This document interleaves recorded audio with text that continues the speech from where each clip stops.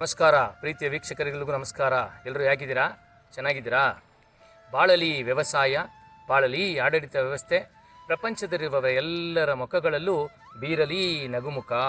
ಬಾಳಲಿ ಆತ್ಮವೇ, ಬೆಳಗಲಿ ಆತ್ಮವೇ. ಬಾಳಲಿ ನಮ್ಮ ಸೈನಿಕರು, ಬೆಳಗಲಿ ನಮ್ಮ ದೇಶ. ಬಾಳಲಿ ನಮ್ಮ ರೈತರು, ಬೆಳಗಲಿ ನಮ್ಮ ದೇಶ. ಭಗವಂತನೇ ಕರುಣಿಸು. ಪರಮಾತ್ಮ ಎಲ್ರಿಗೂ ಆರೋಗ್ಯವನ್ನು ಕೊಡಪ್ಪ.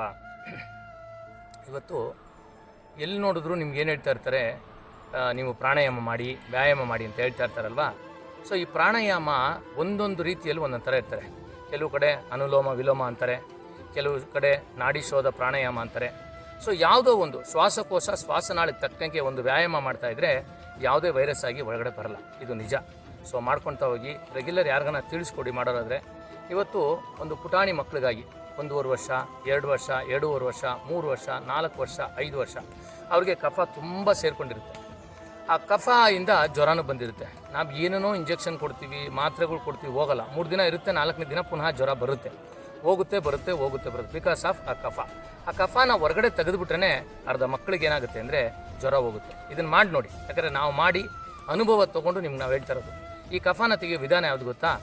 ಒಂದು ಅನ್ನಬೇದಿ ಸೆಂದೂರಂ ಅಂತ ಸಿಗುತ್ತೆ. ಅನ್ನಬೇದಿ ಸೆಂದೂರಂ ಅದು 100 ಮಿಲಿಗ್ರಾಮ್ ತೊಗೊಬೇಕು. 100 ಮಿಲಿಗ್ರಾಮ್. ಮತ್ತು ತಿರುಕಟ್ಟುಕ ಚೂರ್ಣ ಅಂತ ಸಿಗುತ್ತೆ. ಅನ್ನಬೇದಿ ಸೆಂದೂರಂ 100 ಮಿಲಿಗ್ರಾಮು, ತಿರುಕಟ್ಟುಕ ಚೂರ್ಣ 1 ಚಿಟಿಕೆ. ಇವೆರಡೂ ನೀವೇನು ಮಾಡಬೇಕು ಅಂದರೆ ಜೇನುತುಪ್ಪದಲ್ಲಿ ಮಿಶ್ರಣ ಮಾಡಿ ಮಕ್ಕಳಿಗೆ ಬೆಳಿಗ್ಗೆ ಒಂದ್ಸರಿ ಸಂಜೆ ಒಂದ್ಸರಿ ಕೊಡಬೇಕು. ಬೆಳಿಗ್ಗೆ ಒಂದ್ಸರಿ ಸಂಜೆ ಒಂದ್ಸರಿ. ಈ ತಿರುಕಟ್ಟುಕ ಚೂರ್ಣ ಏನೂ ಇಲ್ಲ, ಒಣಶುಂಠಿ ಪುಡಿ, ತಿಪ್ಲಿ ಮತ್ತು ಮೆಣಸು, ಇದು 3 ಸೇರಿದ್ರೆ ತಿರುಕಟ್ಟುಕ ಅಂಗಡಿಯಲ್ಲೂ ಸಿಗುತ್ತೆ, ಇಲ್ಲಾಂದರೆ ಮನೇಲೇ ಮಾಡ್ಕೊಬೋದು. ಈ ಥರ ಬೆಳಿಗ್ಗೆ ಮತ್ತು ಸಂಜೆ 2 ಹೊತ್ತು ಕೊಟ್ಬಿಡಿ. ಮಾರನೇ ದಿನ ಬೆಳಿಗ್ಗೆ ಏನು ಮಾಡಿ, ಕುಪ್ಪಿ ಗಿಡ ಅಂತ ಸಿಗುತ್ತೆ. ಕುಪ್ಪೆ ಮೇನಿ ಅಂತಾರೆ, ಕುಪ್ಪಿ ಗಿಡ ಅಂತಾರೆ.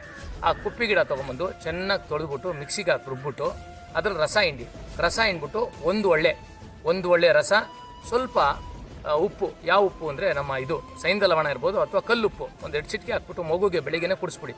ನೋಡಿ ಆ ಕಫ ಎಲ್ಲ ಹೆಂಗೆ ಕಕ್ಕುತ್ತೆ ಮಗು.